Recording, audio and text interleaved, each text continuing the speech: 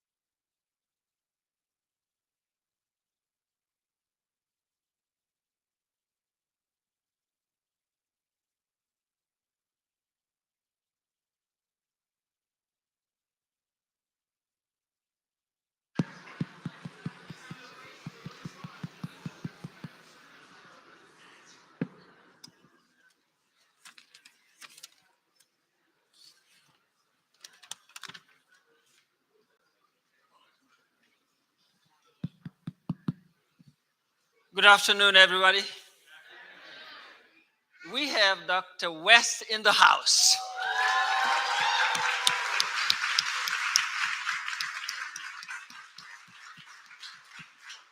And I want a second round of applause for the committee that's been working tirelessly to make it. If you are in the room, please stand up.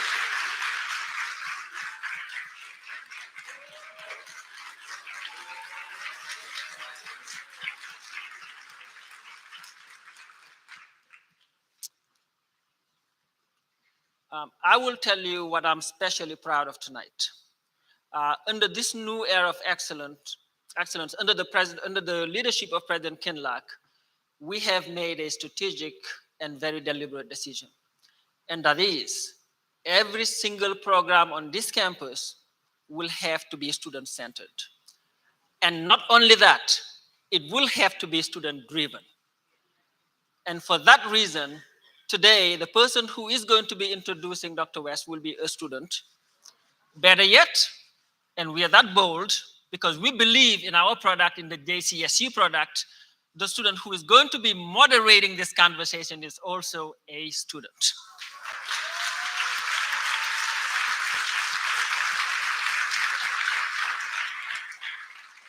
We do all that in the firm belief that education is just not about feeling the pail. It is about lighting a fire. It is not just about information, as we were having a conversation earlier. It's about transformation. You cannot transform what you do not involve. You cannot transform what you do not engage. And that's why at JCSU, we've done something no other university in this country has done, which is we have deliberately decided to call this Lyceum, not speakers series, because we don't want anybody coming here and lecturing on us, on our students, but we've called it Lyceum Engagement Series because we want to be engaged and we want to engage the people we talk to.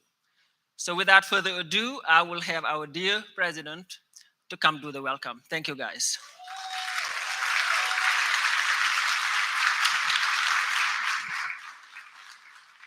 Thank you. I'm going to ask you to stand here with me. So, good evening, everyone. I am President Valerie Kenlock, the 15th president of our dear OJC. Yes, indeed. Yes, indeed. And so I have asked Cherno to stand here with me because this is the first time I have this opportunity to publicly say to an audience outside of JCSU people only that Cherno is our new provost and chief academic officer. Let's give it up for Cherno.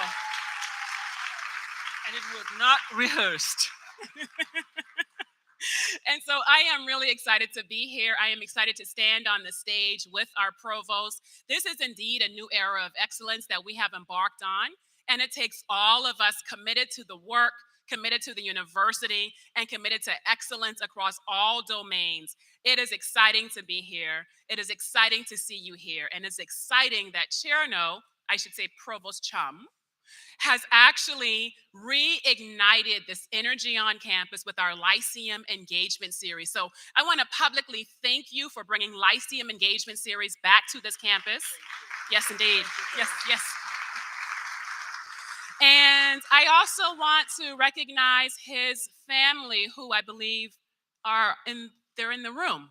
So can you stand, please, and be recognized?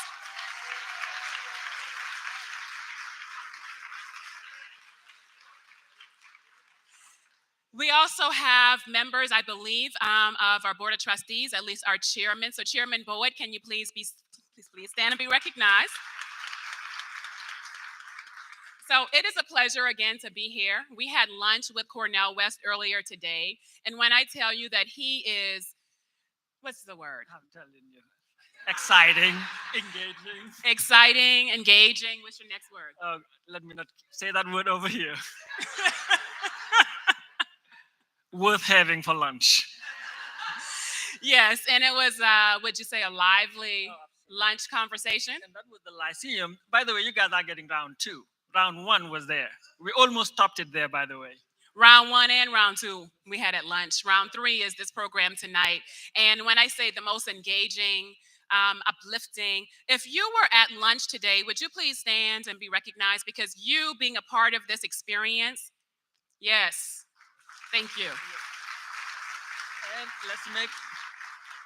and also we did it deliberately because we wanted to recognize all the committee members who've been doing this hard work throughout these 9 months. So we had to have them for lunch. So all committee members today were with us at lunch so that we could recognize what they do.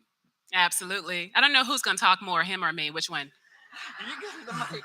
I'm actually joking with you. I need you to keep on talking because it's a team effort here. Yes. And in order for us to actually embark on this new era of excellence, it takes a team approach.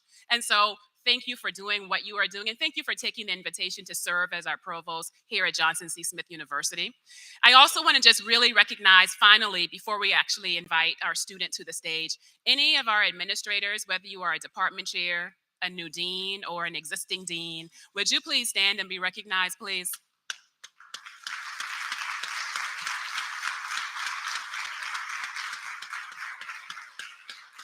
And as always, I say this publicly, and I will continue to say this. Deborah Hollis and Kendra Peak, it would not be possible, so can you please stand and be recognized?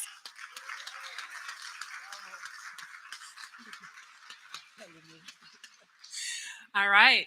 It is my pleasure to ask our student, Ms. Kendall Ragans, who is JCSU NAACP chapter president, to come forward and to introduce our speaker for tonight.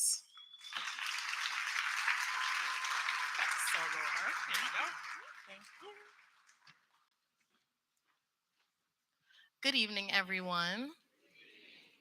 My name is Kendall Reagans, and I'm a junior political science major from Blytheville, South Carolina. And I have the pleasure of serving as a 2023-2024 NAACP chapter president. Dr. Cornel West, affectionately known to many as Brother West, is a Dietrich Bonhoeffer Chair at Union Theological Seminary. Dr. West teaches on the works of Dietrich Bonhoeffer, as well as courses in philosophy of religion, African American critical thought, and a wide range of subjects, including, but by no means limited to, the classics, philosophy, politics, cultural theory, literature, and music. He has a passion to communicate to a vast variety of publics in order to keep alive the legacy of Martin Luther King Jr., a legacy of telling the truth and bearing witness to love and justice. Dr. West is the former professor of the practice of public philosophy at Harvard University and professor emeritus at Princeton University.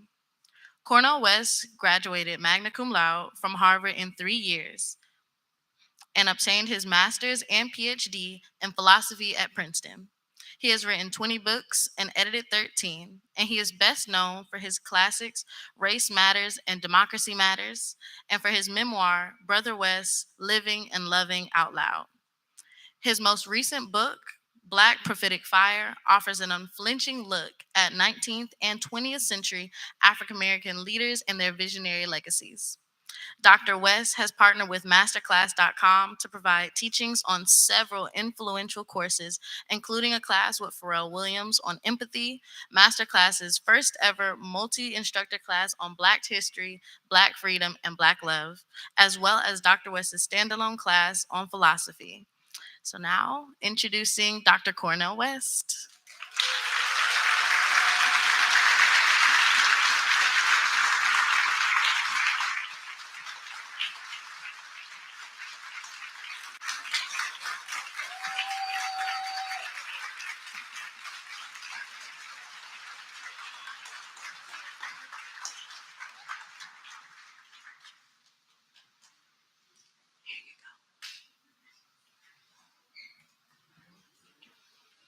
We're using the mic. Welcome, everyone. To our president, Dr. Valerie Kinlock, we appreciate your leadership. We're witnessing it firsthand. To our provost and chief academic officer, Dr. Chum, and to you, Dr. Bledsoe, I appreciate you. We appreciate you in this university. We appreciate the Lyceum Engagement Series Committee. Let there be light. A community renaissance. I want that to sink in, and I'm gonna say it one more time. Let there be light. A community renaissance. I am Kimberly Nelson, a proud Johnson C. Smith University integrative interdisciplinarian studying processes and systems in the area of international business administration and data analytics, looking at ways on how do we solve community and ecosystem challenges. When we think about Let There Be Light, a community renaissance, we're going to be reflecting on the past, bridging history, and making connection, assessing human reasoning, appraising human reasoning, and looking at ways of how do we move forward with engagement and integration with civil rights in the 21st century and beyond, thinking about industrialization and technology advancement. There is a blurring line between the physical space, the biological space, and the physical space on how do we link generational wealth opportunities with underserved population. I am grateful for the opportunity to contribute to our collective exchange and knowledge of information with you on today and to share that with all of you, and we welcome you. Now, Dr. Cornell West, I've had the opportunity just to share lunch with you, and I know that you are a prolific, faithful leader, a freedom fighter for justice, a defender of truth, and you've been in the game since the 1960s, since the civil rights era, and also a political activist. And even now, where we are today, you're still in the field, sounding the alarm on issues that literally rest. You wrote a book in 1993, Race Matters. And you talked about spiritual impoverishment and critically examined the crisis of Black leadership. And you used the term nihilism. And I thought about that, it just clicked, being a civic leader, understanding the legislative bodies and government, our different branches of government, evaluating the integrity of the process with public-private partnership coordination. Who are the benefactors of tax appropriation funds? And in my studies, I identified an author by the name of Feroz Manji. And he wrote a book on racism after apartheid, and it talked about emancipation, freedom, and taxonomy structures. And I never heard of that term, but he talked about what does it mean to be African, and he brought out the Black Liberation Movement with Angela Davis and W.E.B. Du Bois and Martin Luther King Jr. along with Malcolm X. And he said how racism gets its power from capitalism. And he talked about the term, it needs to be avoided. Race is a term that needs to be avoided. And he said the racism is an instrument of capitalism and a taxonomy structure. Do you see our branches of government living in today's society any different from the previous era? And do you agree of that race term, should it be avoided?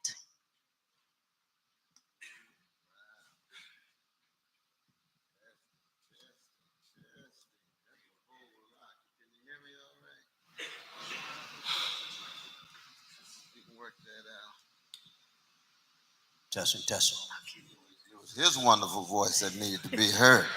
Thank you, Chief. Give it up for Chief Edwards.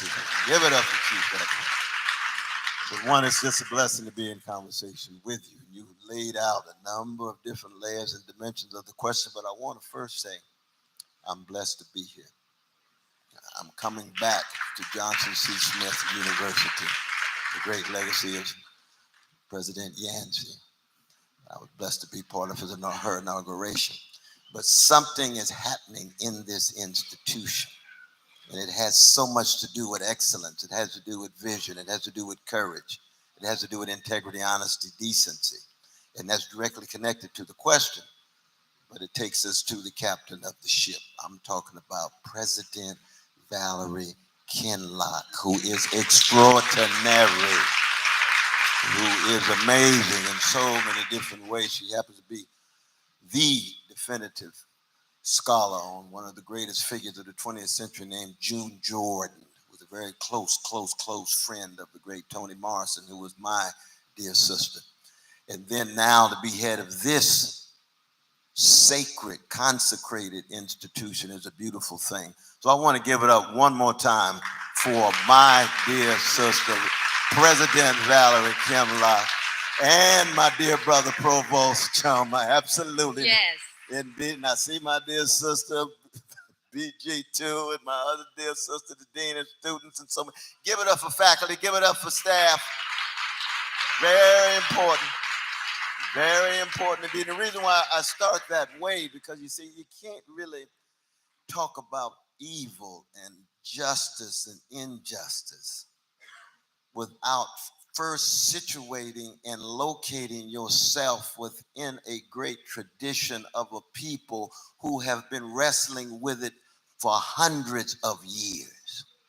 And I want to say this especially to the students of all colors here at Johnson C. Smith, that the first crucial thing for you to do in thinking about racism and capitalism and so forth is to understand that I am and you are who you are because somebody loved you and somebody cared for you and somebody sacrificed for you.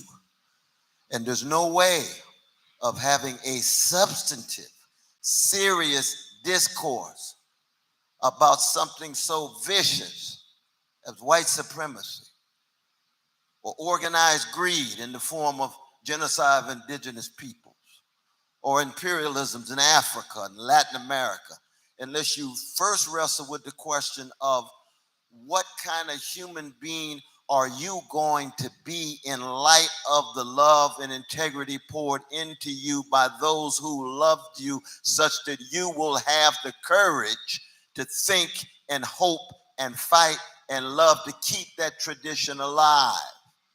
See, without that, the discourse remains so abstract that it's not fleshified in our bodies, in our minds, in our deeds, in our actions.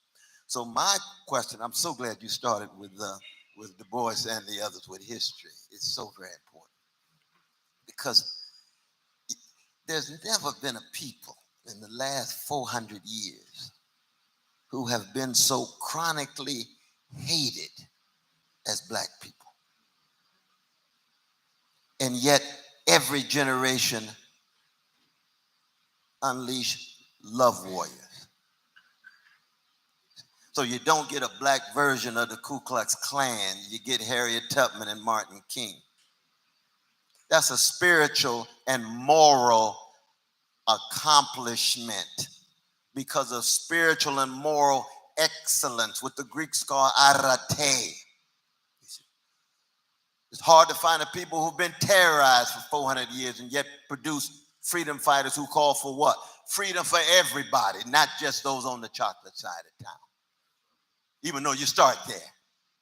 For black folk, I start on the chocolate side. My mama and daddy, I'm a product of Shiloh Baptist Church. Reverend Willie P. Cook come out of Brookhaven, Mississippi. He baptized me, so I start there unapologetically. But I get deep into that black tradition such that it ends up embracing everybody, oppressed people all around the world. It could be Palestinian babies. It could be Ethiopian babies. It could be Jewish babies. It could be brown babies. It could be black babies across the board. And so this tradition that we're talking about. Tradition. Yes, it's tradition. What is tradition? It is the doings and sufferings of people over time and space that then bequeath it to the next generation and transmit it to young folk so that they can keep their eyes on the prize, something bigger than them and grander than them. Now, I learned this in Vacation Bible School where my teacher used to tell me, if the kingdom of God is within you, then everywhere you go, you ought to leave a little heaven behind.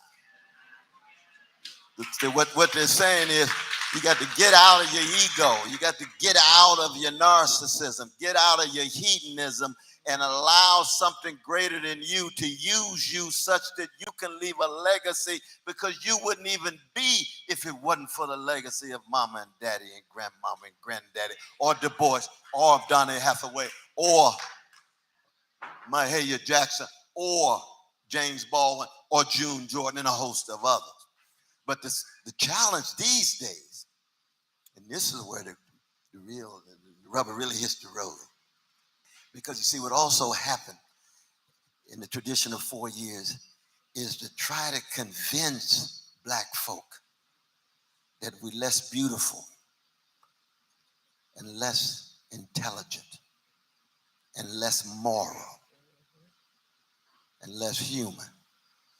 And so you try to keep black folk afraid and scared and intimidated, and laughing when it ain't funny and scratching when it don't itch, and wearing the mask in order to negotiate through a white mainstream when you're scared to be yourself and think the only way you'll make it is trying to be yourself that others are imposing upon you. Now you see, that has to do with fear.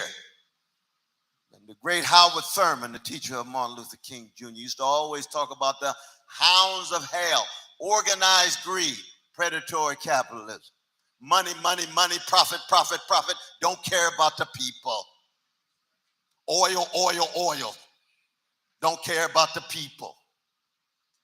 Connected to institutionalized hatred, organized greed, institutionalized hatred, and then routinized indifference to the suffering of others. So you don't care about the least of these, coming out of the 25th chapter of Matthew. You don't care about the poor. You don't care about the brothers and sisters in the hood, locked into mass incarceration, locked into guns and drugs flowing, locked into trying to somehow straighten their backs up. And the greatness of black people, and this is where I'm just one little small footnote, not even a footnote, I'm glad just to be a comma or a period in the history of black folk, is do what? Straighten your back up, rather be dead than afraid, rather be a corpse than a coward, and tell the truth. And the condition of truth is always to allow suffering to speak, and then pursue justice. And what is justice? It's what love looks like in public. Because any justice that's only justice soon degenerates into something less than justice. If you running into folk and all they can talk about is justice, it's probably a brand and a market strategy. But if you talking about folk who love the people, because love is deeper than justice, then you're talking about people with a cause. Never confuse folk with a brand and folk with a cause. These days in the market-driven world, people talking about a brand all the time. So you can have an analysis of X or Y, and what is their brand for? In order to pursue their career. And when it's time for them to make sacrifice, when it's time to get in the foxhole, when it's time to really be with the brothers and sisters in prison, when it's time to really to tell the truth about what's happening in the Middle East, when it's time to really go against the grain and go against the establishment, all of a sudden, you discover they much more well-adjusted to injustice than you thought, because their voices turn into echoes. And thank God the anthem of black folk is not lift every echo. It's lift every voice. Thank God that the greatest tradition of the 20th century, which is a black musical tradition of blues and jazz and gospel, you got to find your voice. And if you're just an echo, you're a copy and an imitation. So when we have an analysis of racism, of sexism, of capitalism, and imperialism, we must learn from the giants who came before, the W.B. Du Boises, the C.L.R. Jameses, and others. No doubt about that. But in the end, it becomes a question of what we're going to do with it. And what kind of lives are we going to lead over against the powers that be? And that's what the love is all about. And there's never been a people in the last 400 years who has taught the modern world so much about what love is, given the daily bombardment of hatred. That's what John Coltrane's Love Supreme is all about. That's not just a song. That's what Stevie Wonder's Love and Need of Love. That's James Baldwin's Love Soaked Essay. Love forces us to take off the mask. We know we cannot live within, but fear we cannot live without. That's Toni Morrison's Beloved. We got a whole long tradition. I say I got some Alpha brothers out here. Donny Hathaway, Alpha brothers, is that right? Dead Up, 06, coming out of St. Louis. What is it about Donny? He writes the ghetto with Leon Hudson, his roommate out of Howard University, discovered by genius of all geniuses from the west side of Chicago named Curtis Mayfield. When he writes the ghetto, what is he talking about? Deep love, empathy, sympathy of people who supposedly degraded but don't allow degradation to have the last word. Of people hated, don't allow hatred to have the last word. And our challenge is, how do we keep that tradition alive for the younger generation? So that when we do see organized greed, predatory capitalist processes, it could be fossil fuel in relation to climate crisis. It could be the top 1% that own 42% of the wealth right now, or 3 individuals in America who have more wealth than 50% of all Americans. That's 160 million. 3 individuals have wealth equivalent to 160 million. That's spiritually obscene. That's a Keith Sweat moment. Something just ain't right.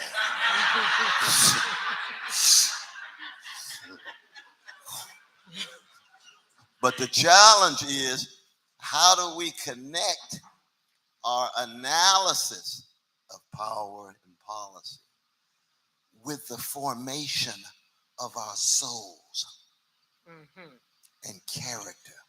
Because it's a spiritual and a moral issue as much as it is an analytical and an intellectual issue. And we happen to be living in a country, in an empire that is so overwhelmed with spiritual decay and moral decadence that if the Martin Kings came back and Fannie Lou Hamer came back and Malcolm X came back and looked around at what they see, not just on the black sides of town, in the country as a whole, not just in America, in the world, they would have tears flowing down their face. My God, has it gotten this bad spiritually? And you come back to me, oh, Brother West, we got a black middle class, we got people with nice houses, we got folks with jobs, we got professionals now, we've got professors, we've got presidents, we've got senators. Yes, that's fine, but that's not the fundamental measure of a people. You start with the least of these. What do the prisons look like? I've taught in prisons for 41 years. There were 200,000 when I started. Now it's 2.2 million. What do the souls of our young people look like? You don't just trot out professional models of success. Success is not the same as greatness. If you're highly successful and you still walk around scared and intimidated and can't raise your voice and not concerned about folk catching hell, then you're just a peacock. Say that. And somewhere I read, peacocks strut because they can't fly. Well, I come from a people at their best who fly like eagles, like Reverend C.L. Franklin's great sermons. Eagles have a nobility and an unbelievable style, and they look low to keep track of folk catching hell. Never confuse peacocks with eagles. This grand institution produced some eagles. Oh, yes, grand eagles.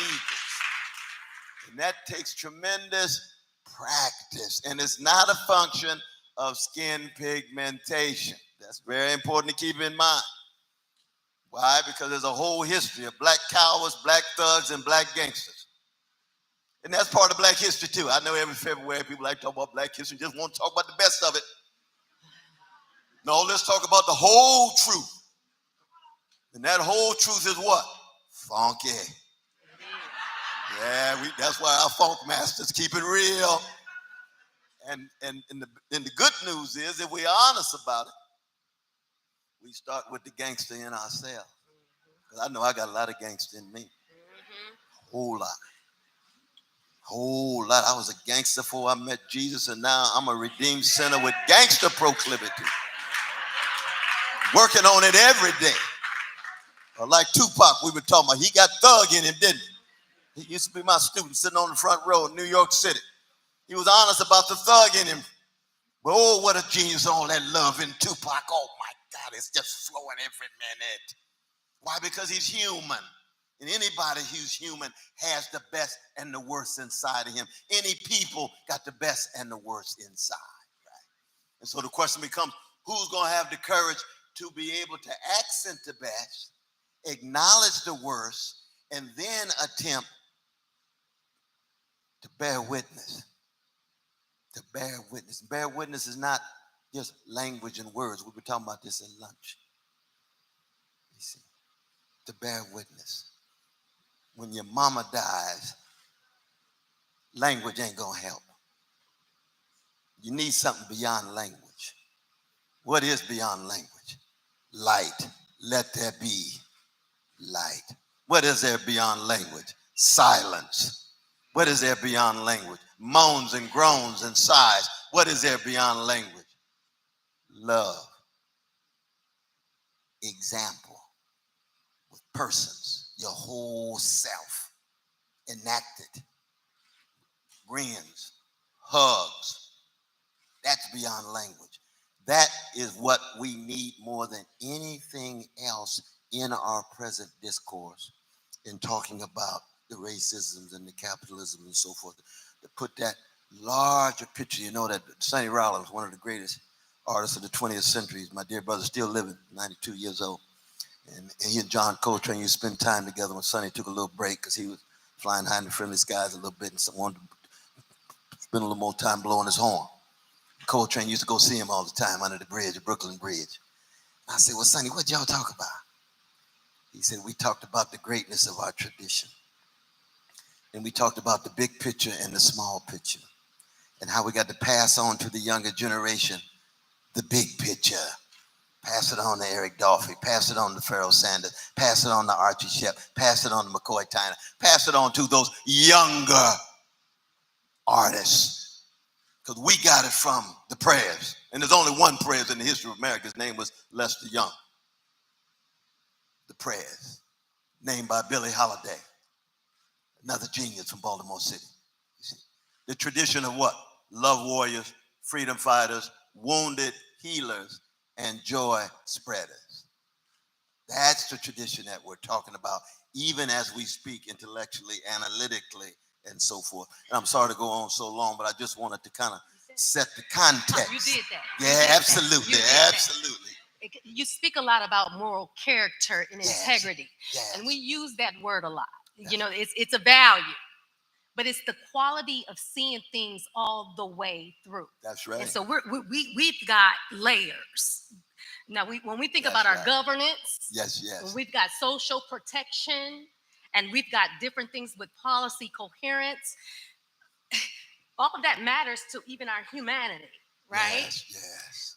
You wrote an essay on affirmative action. You talked about the pros and the cons, and of course, we know that the Supreme Court judge shot that down. Absolutely. Are we setting the bar? What should we do to live by? What type of bar should we set to live by? And what would you say to our faculty at Johnson C. Smith University, our institution, our students, the community at large, about how we need to deal with this case now with affirmative action? Mm-hmm. You know, when you think of the history of this institution, and I cannot do anything but just smile. Now, I'm a hang loose black Baptist, and I know this was founded by black Presbyterians, so I don't want to take this thing too far. By hang loose black Baptist, it means that we love Jesus and the rest is commentary. So if you see us in the club sometimes, pray for us. But and my Presbyterian brothers and sisters, you know, they read the Bible, not the King James Version. They read it in Hebrew. They read Koine Greek in the New Testament. They read the Aramaic, which is the language that Jesus spoke. That's a beautiful thing. But it's also certain kinds of dogma and doctrine. Whereas we connected with the Holy Ghost and we kind of do what the Holy Ghost tells us to do. Now, why do I say that? Well, I say that precisely because I want to draw a crucial distinction. You tell me what you think. Between values and virtues. You see, values is something you have. Virtues is something you do. You see, you wouldn't have Johnson C. Smith University if the folk in the past just had values and didn't do nothing. Mm-hmm. They had the best values in the world. You wouldn't have an institution. Now, it started on the vanilla side of town with Stephen Mayton, who was the grandfather of Norman Thomas. Norman Thomas was one of the greatest vanilla freedom fighters of the 20th century. Martin Luther King Jr. wrote an essay called "The Bravest Man I Ever Met," the grandson of the first president of Johnson C. Smith. It's called Biddle University then. Norman Thomas. When Martin Luther King Jr. got the call to win the Nobel Prize, he said, "No, give it to Norman." And they knew who they were talking about. And he grew up right here on this campus. So even those white brothers and sisters who are trying to do the right thing, I'm praying for them all the time. I'm praying for them all the time. Because we know that white folk are not monolithic and homogeneous. You got a lot of different kind of white folk. John Brown is different than the Ku Klux Klan. But the problem is, for those white brothers and sisters fighting against white supremacy, they got a whole lot of cousins who haven't got the memo sometimes. So you got to be honest about that. But the challenge is that virtues is something you do. It's a disposition to behave. Right? And when you have virtues like love and justice and courage is the enabling virtues. All the other virtues are empty if you're cowardly. Love doesn't mean nothing if you're a coward. You never fall in love if you're a coward. Just like God can't use cowards. Freedom movements can't use cowards. You have to have courage. You have to be able to straighten your back up, no matter what. And in that way, talk about affirmative action was simply an attempt to get America to come to terms with its vicious legacy of white supremacist slavery, 244 years, 89 years under the U.S. Constitution. And then neo-slavery, which is another 100 years, which is Jim and Jane Crow, American terrorism. Every 2.5 days for 50 years, some black body hanging from some tree, as Billie Holiday sang about in Strange Fruit. Mm-hmm. The Jewish brother Maripold writing the lyrics. See? So America finally in the 1960s says, well, we have to address this problem. And you say, no, it's not a problem. There's never been a race problem in America. There's been catastrophes visited on black people. That's different. If you reduce a catastrophe to a problem, you've already deodorized the discourse. You've already sanitized and sterilized the discourse. Because a problem is something you think you can manage. But a catastrophe is something you have to wrestle with in a holistic manner. And so America has always been very, very creative in denying black suffering, denying the ways in which black people are terrorized by reducing it just to a problem. No, we talking about catastrophe. That's why black people created the blues, because the blues always begins with what? Catastrophe. Ralph Ellison says the blues ain't nothing but a personal narrative of a catastrophe lyrically expressed. Nobody loves me but my mama, and she might be jiving too. That's the king of the blues. That's B.B. King, coming out of the great state of Mississippi. And the flip side of the thrill is gone. That can be catastrophic too, but we won't get into that right now. We ain't gonna go, no, we ain't going there. We ain't not going there tonight. No. But you all see the point, but the difference between catastrophe and problem. So when you have the discourse, it's often good to begin with the musicians. Strange Fruit ain't singing about no problem. That's a precious black body swinging from the tree. That's catastrophe. That's black folk being crushed and yet not allowing the blow to have the last word.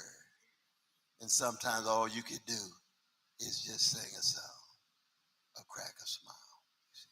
Now, what does that mean? That means, in fact, then that affirmative action was very weak in terms of trying to come to terms with the catastrophic history of precious New World Africans, precious black folk in a slaveocratic society and in Jim Crow and Jane Crow. And I'll say Jim and Jane Crow Senior, because America is still living in Jim and Jane Crow Junior. Still segregated. It's just not legalized where people live, what schools people often go to, what social circles they interact, and so forth. Which means the white supremacy has refashioned itself in this context. So it's no longer legalized, but it's still custom and habit. And it's in perceptions. And most importantly, and this is for me always the fundamental litmus test. If you want to see how weak or strong white supremacy is, just look in the souls of black people. So you don't have to have white brothers and sisters around to see white supremacy. You look in the souls of black folk, if you still see some self-hatred, if you still see some self-doubt, if you still see some self-disrespect, if you still see some self-violation, if you still see some self-destruction, if you still see some self-flagellation, then you got white supremacy in black people's souls. It's the truth. It's the truth. It's the truth. Oh, yes. And the greatness of this institution is to say we're going to first produce a whole wave of black Presbyterians who at our best are going to say that Jesus will de-niggerize you. Take that fear out of you. Take that self-hatred out of you. Take that sense of being intimidated out of you and straighten your back up and deny yourself and pick up your cross and follow Jesus of Nazareth in such a way that you can create an institution in the midst of white supremacist North Carolina that can shine and glow for the world. That's a great tradition. That's a great tradition. And they weren't perfect. Nobody's perfect. Not at all. It did the same thing at Morehouse with the Black Baptists. It did the same thing with the Congregationalists at Fisk University. We can go on and on with the histories and the connections of the various denominations and so forth and so on. You see. Now, of course, I don't want to, act as if, we Christians have a monopoly on this, because it's hard to find a freer black man in the 20th century than Malcolm X. I know I don't exist without Malcolm X. And I'm a Jesus-loving free black man. But Malcolm's inside of me. Or Muhammad Ali, Muslim to the core. Dick Gregory, he's so free, I don't know what Dick. Lord, I was with his daughter last night. We almost got arrested in this rally for Palestinian brothers and sisters. And I was with her, and she was telling me about her father. And Dick out of St. Louis, he just such Richard Pryor, free as he can be. We know Richard Pryor. We don't know what he is spiritually. He's just a free black man. And we love him, even when he's wrong. And we criticize him when he's wrong.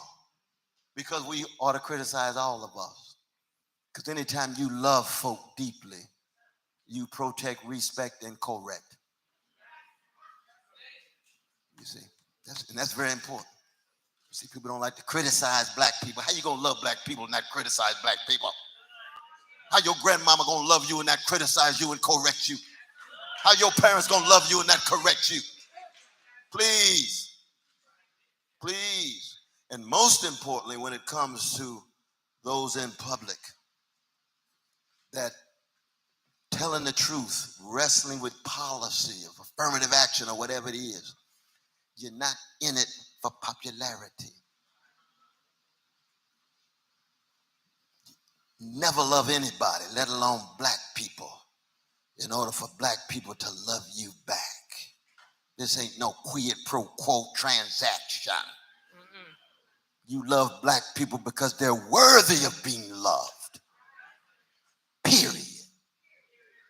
Even when they're wrong, tell them they're wrong. Raise your voice and connect it to the truth and the justice. Even if you're misunderstood, even if you're misconstrued. So what? So what? If you feel that in your calling that it comes from a source of love and a concern about the least of these, then it's not about popularity, it's about the integrity of your calling. And that's what's kept the Johnson C. Smith universities going. What's his name? Daniel Sanders, 1891, the first black president. Brother Daniel, what you think? What you doing? How you gonna deal with all of this white supremacy, this after Reconstruction, Ku Klux Klan and the White Citizens Councils just running things, and here you a black president in a black institution. First thing you need is security so you don't get killed. Get your security together. Even if it's a deacon board, Bibles and self-defense. And the second thing is that you make sure the people know, even when they disagree with you, that you're willing to sacrifice for them, to serve them, and to tell the truth about them, which means you protect them, respect them, and correct them. And you do it in the spirit of humility, because no one of us have a monopoly of truth or beauty or goodness. But if we all headed in that direction, then we make connections. The Daniel Sanders and the Booker T. Washington. Where's our sister from? There she is. Yeah, there's our dear sister from Tuskegee. No, that's very important. Because Booker was a complicated Negro, wasn't he? Oh, he's a complicated Negro. But I love him even with the critique. Yeah. So what I hear is that education has been decentralized and it's not the same anymore. And so HBCU's Johnson C. Smith University has a opportunity through education to become a strong link for economic development. Let's open up the floor just for some questions. Absolutely. I would like to get the pulse of the audience to see if there's any questions.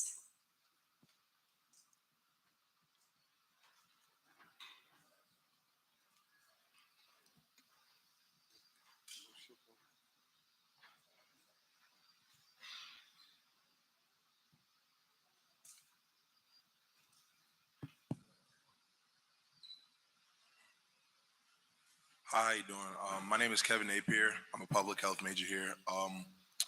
Recently, I've just been researching and studying, and like my biggest finding in terms of not problems, but I guess problems in the Black community. How do we fight Black capitalism?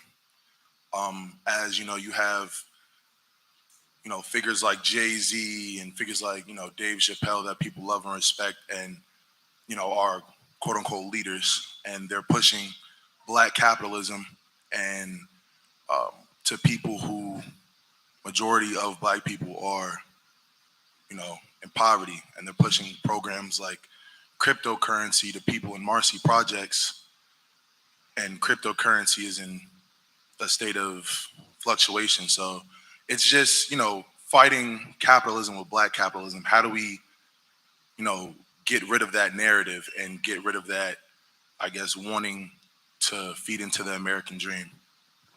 Yeah, I appreciate that question. Now, anybody jump in? Well, let's see, my dear sister Kim. Yeah, just what type of structure frameworks? What type of mobilization plan do we need to put in place? What kind of cohesive plan? Well, I think the first thing that my dear brother raises in a very deep way is who are the exemplars that we look up to? See, black capitalism is as old as any form of capitalism in America. We've always had black owners of hotels. We always had black owners of funeral parlors.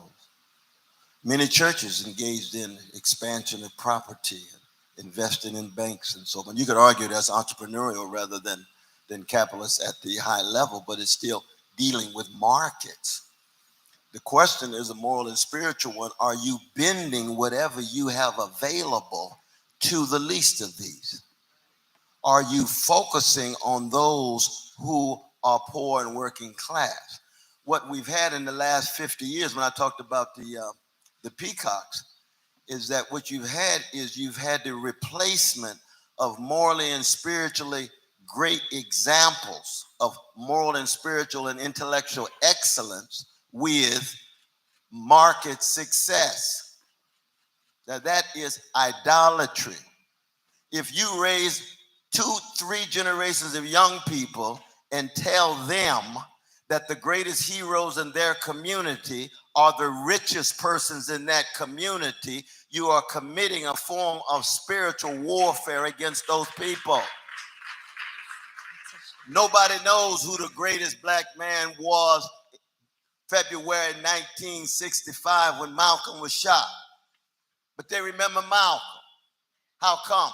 Because he was spiritually great. He cared. He was willing to sacrifice. Nobody knows who the richest man was when Martin Luther King Jr. was shot down like a dog. And then we had some rich black people. But at the level of morality and spirituality, who cares if they didn't step forward and were willing to sacrifice for black folk who were catching hell?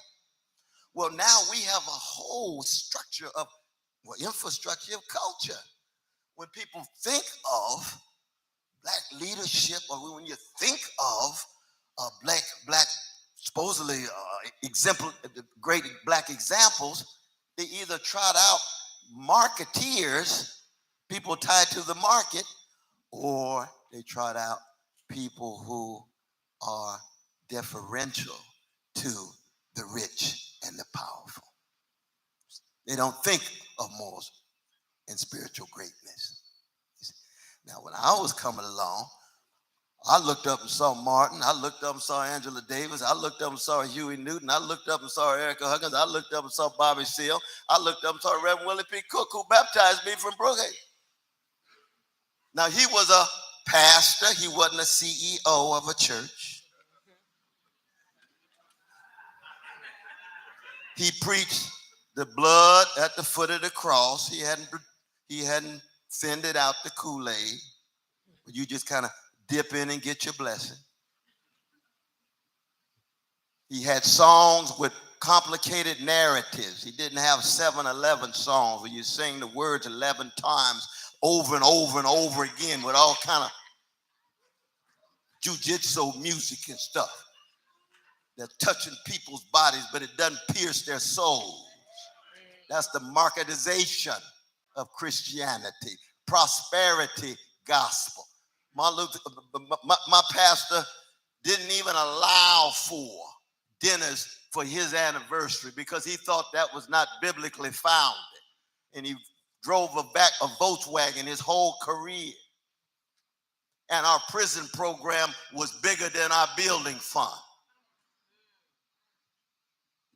Now, I know they got some wonderful churches here in Charlotte, so I ain't going to start meddling on nobody.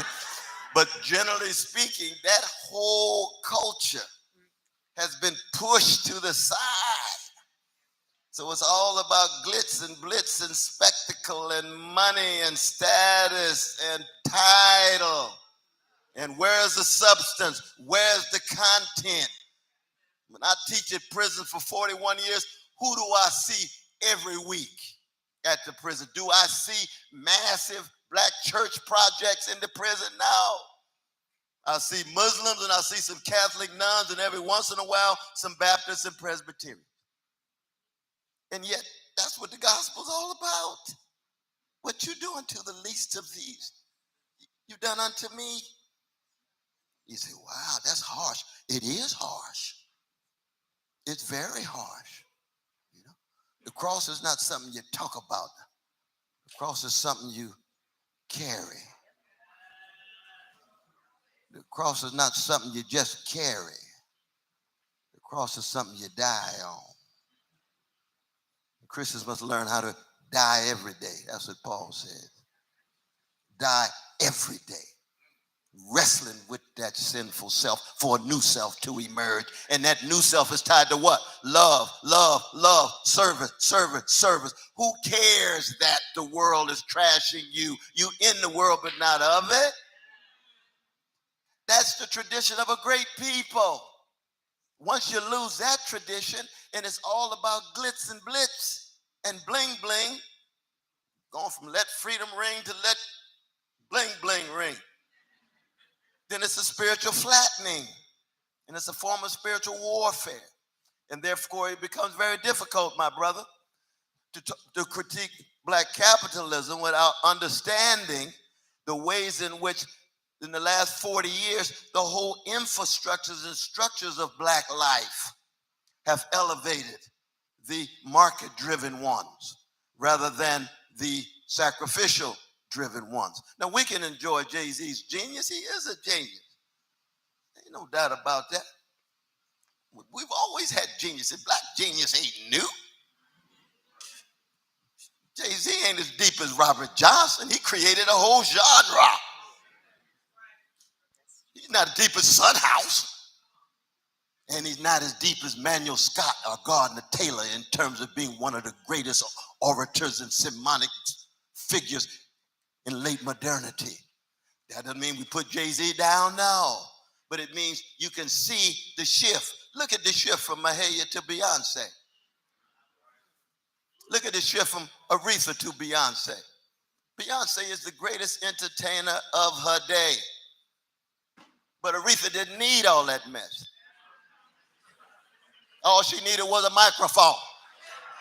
And she knew how to play the piano. And what did she do? In 3 minutes, she touched the depth of your soul. Now, I love Beyonce, but how many songs has she sung that touch the depth of your soul? Many black sisters tell me, Brother West, every song touched my soul. I said, okay, I understand. You part of the beehive. You part of the beehive. I understand. And I'm not putting Beyonce down. I love my sister. I'm talking about figures who themselves become symbols of a larger reality. And Aretha didn't need to go out there and shaking her thing. And no, she don't need all that mess. Sarah Vaughan didn't need it. Billie Holiday didn't need it. Carmen McRae didn't need it. Phyllis Hyman didn't need it. Gladys Knight don't need it. Hutchinson Sisters of the Emotions don't need it because they're working with something else. They talking about the dark corners of their own soul, and they transfiguring their wounds in such a way that in their sound they touch your dark corners that allows you to be better and stronger. That's the tradition of a great people. That's what we present to Beyonce and others. Beyonce, I want to see you dealing at that deep, deep Aretha-like level. That's all we're saying. You see. Am I going too far? No, we listen. We tracking because there has been a culture shift. Is there any more? Yep, I got a question over here. This is a rhetorical question. Should black people vote in 2024 or sit it out? Whoa, it's a good question. Good question. You know, I'm the kind of brother who I'm not one to like to dictate how other people ought to behave. I can tell you what I'm going to do. I'm going to use every fiber of my being and every voice to try to highlight the plight of poor and working people and black folk and others catching hell. And if that takes the form of voting, yes, but voting is just one small moment within a much larger way of raising voices and trying to be a force for good.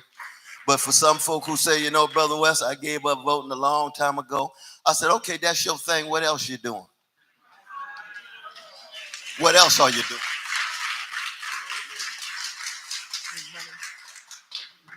You see what I'm saying? So I don't like to just dictate. I think that, Jesus said, by your fruit, you shall know them. It's not like what they say. And everybody makes their choice. It's like falling in love. Well, when you think all of that's your choice. I got some consultation for you, but that's your choice. Well, that's true for life too. That's true for life too. So that the important thing is you have to use all that you have inside of you and what's been poured inside of you in order to be a force for good. And if it spills over into voting, that's a beautiful thing. If it doesn't, then a whole host of other things are available. Some folk may want to go to jail rather than vote. I tend toward folk going to jail and hitting the street. But voting can be very important. And for those who make that argument, that's magnificent. Very much so. But I'm sorry. How you doing, Mr. West, Brother West? I remember you back at Queens College, 2015. Oh, good to see you, my brother. My name is Sebastian Goodson, and my question was to piggyback on the other my fellow student. He asked you about the black on black. But what I'm going to ask you, we say these public figures and all these powers to be, but like you named Malcolm X, Martin Luther King, all of them was together at one time, Muhammad Ali. But what do you do when you don't have the leadership in the communities, in the colleges and stuff? So who do we go to then, and how do we form that same alliance that you did, that you came up on, with Dick Gregory and all them? So answer that for me, and tell me what we're going to do about the two-part. Michelle Alexander wrote the new Jim Crow law, but it's just not with black and white as everybody now. That's true. No, I'm with you though, brother. And really, I should ask you a question, my dear brother, that we should never draw too tight a distinction between the quick and the dead. And what I mean by that is that anytime we decide to join a community, it could be the beloved community and what have you, it always includes the dead. Starting with our mamas and daddies and grandmamas and granddaddies. And then, so when I talk about Malcolm, and so forth, they're part of the community. Now, one could argue, most of the great ones are dead, but I don't want to get too nostalgic, but it's a good case for that. But then the question becomes, well, who still alive is trying to enact the spirit, courage, vision, love that they set? And that goes back to you in terms of your life, because folk on the local level, I don't know. There are folk in Charlotte who exemplify those high levels of moral and spiritual greatness and excellence, who are on the local levels, who are magnificent human beings, and television doesn't ever get to them. They need to be elevated. They need to be accented. They need to be highlighted. In the churches, in the mosque, in the synagogues, in the civic associations, in sports, in music, and so forth. Unfortunately,